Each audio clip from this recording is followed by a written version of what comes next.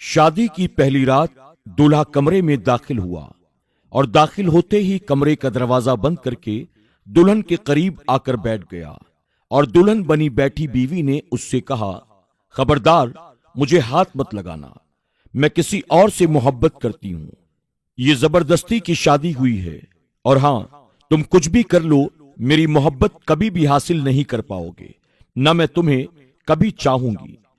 لڑکے نے جب یہ سنا تو اس کی آنکھوں میں آنسو آ گئے۔ لڑکا حیران و پریشان ہو کر اسے دیکھنے لگا اور سوچنے لگا کہ یہ میرے ساتھ کیا ہو گیا۔ جب کچھ سمجھ میں نہیں آیا تو وہاں سے اٹھا اور نماز پڑھنے لگا۔ اپنے اللہ کی بارگاہ میں وہ عرض کرنے لگا، یا اللہ، یہ کیسا امتحان ہے۔ مجھے ڈر تھا، بہت ہی زیادہ ڈر تھا، معاشرے کا، خاندان والوں کا ڈر۔ میں ایک مڈل کلاس فیملی سے تعلق رکھتا تھا اور ایسی اونچ نیچ پر ہمارے یہاں عزت کا جلوس ہی نکل جایا کرتا ہے۔ لڑکا سوچ رہا تھا کہ اگر یہ صبح اپنے گھر گئی اور واپس نہ آئی تو میری عزت کا کیا ہوگا؟ کیا پتا کہ یہ اپنے گھر میں یہ نہ کہہ دے کہ یہ نامرد ہے، اس سے میری شادی ختم کروا دو۔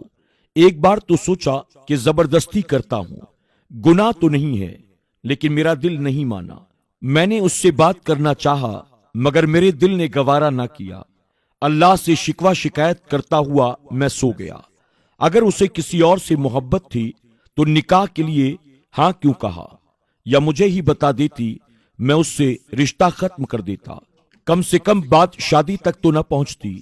اب شادی بھی ہو گئی ہے اور میرا شادی میں اچھا خاصا پیسہ بھی خرچ ہو گیا ہے، میری تو مانو زندگی ہی برباد ہو گئی۔ خیر، صبح وہ اپنے گھر چلی گئی، کوئی بات نہیں ہوئی، اور 3 دن تک کہیں سے کوئی ہلچل بھی نہ ہوئی۔ 3 دن کے بعد اس کی والدہ نے مجھے کال کیا اور کہنے لگی، بیٹا، تم آئے نہیں اپنی دلہن کو لینے کے لیے؟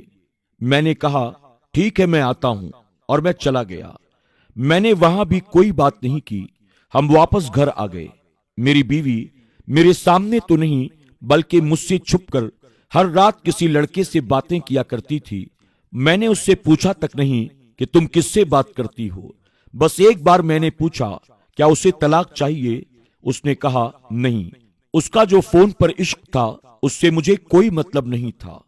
دھیرے دھیرے کر کے اسی طرح سے 5 ماہ گزر گئے۔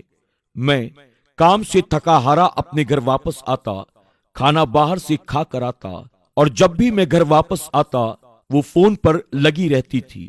ایک دن اس نے مجھ سے کہا، ایک بات پوچھوں؟ میں نے کہا، پوچھو۔ اس نے کہا، کیا تمہیں مجھے دیکھ کر طلب نہیں ہوتی؟ میں نے کہا، شادی سے پہلے بھی کنٹرول ہی تھا، تو تمہیں کیا لگتا ہے اب کنٹرول نہیں ہو سکتا؟ مگر اس رات بات کچھ اور تھی۔ میں سویا ہوا تھا کہ میرے موبائل کی گھنٹی بجی۔ فون میرے دوست کا تھا۔ اس نے کہا، تمہاری بیوی کسی غیر مرد کے ساتھ فلاں ہوٹل میں بیٹھی ہوئی ہے۔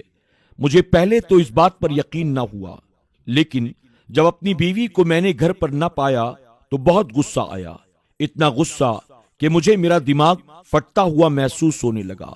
میں نے اس کی عزت رکھی اور کسی کو اب تک کچھ بھی نہیں بتایا تھا۔ پھر اس نے میری عزت نہ رکھی اور میں ہوٹل کی طرف چل پڑا۔ خود کو پرسکون رکھا۔ وہاں اس کو کسی غیر مرد کے ساتھ میں نے بیٹھا ہوا دیکھا، آواز دی اور کہا، چلو گھر چلو۔ وہ وہاں سے چپ چاپ اٹھی اور میرے ساتھ گھر کی طرف چل پڑی۔ گھر پہنچتے ہی میں نے اسے ایک زوردار تھپڑ مارا اور میں نے اس سے کہا، اب تم اپنے گھر دفع ہو جاؤ، آج سے میری طرف سے تم آزاد ہو۔ جب تمہیں طلاق چاہیے تو مجھ سے کہہ دینا، مگر میرے ساتھ اب میرے گھر میں تم ہرگز نہیں رہ سکتی ہو۔ وہ عورت آج بھی اپنی ماں کے گھر میں ہے۔ طلاق نہیں مانگا اس نے، لیکن ہاں، جس مرد کے ساتھ وہ عشق میں پاگل ہوئی تھی اس نے اس کو اپنایا بھی نہیں۔ وہ اپنا مطلب نکال کر بھاگ گیا۔ ایک دن روتے ہوئے اس نے مجھے کال کیا اور کہا، اپنے نام سے مجھے محروم نہ کرنا، بس بھلے ہی مجھے اپنے پاس جگہ نہ دو لیکن طلاق مت دینا، بس ایک آخری خواہش ہے، میری پوری کر دو۔ میں نے اس کی خواہش کا احترام کیا، اس کو طلاق نہیں دیا۔ اس کے بعد مجھے 3 سے 4 سال لگ گئے خود کو نارمل انسان بنانے میں اور عورت پر یقین کرنے میں کہ ہر عورت एक जैसी नहीं होती। फिर आखिरकार मैंने दूसरी शादी कर ली और अब अल्हम्दुलिल्लाह मेरे 3 बच्चे हैं। ये मेरी दूसरी वाली बीवी बहुत ही नेक है। पता नहीं ये 2-3 साल जो मैंने हौसले के साथ गुजारे हैं उसकी वजह से अल्लाह ताला ने इसे इनाम की सूरत में मुझे अता किया। मैं जरा सा भी परेशान हो जाऊं तो मेरी बीवी की नींद उड़ जाती है। उसको मुझसे इश्क की हद तक प्यार है।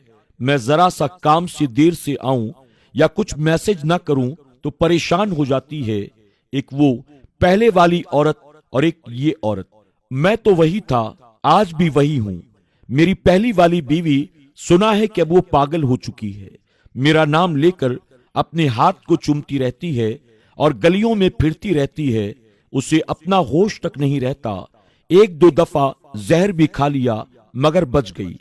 लोग अब भी मेरे बारे में ये कहते हैं कि मैं बहुत जालिम हूं। मेरे जुल्म की वजह से वो पागल हो गई। अब मैं क्या कहूं भला लोगों से। दोस्तों, हराम मोहब्बत का मुकद्दर हमेशा जिल्लत ही होता है।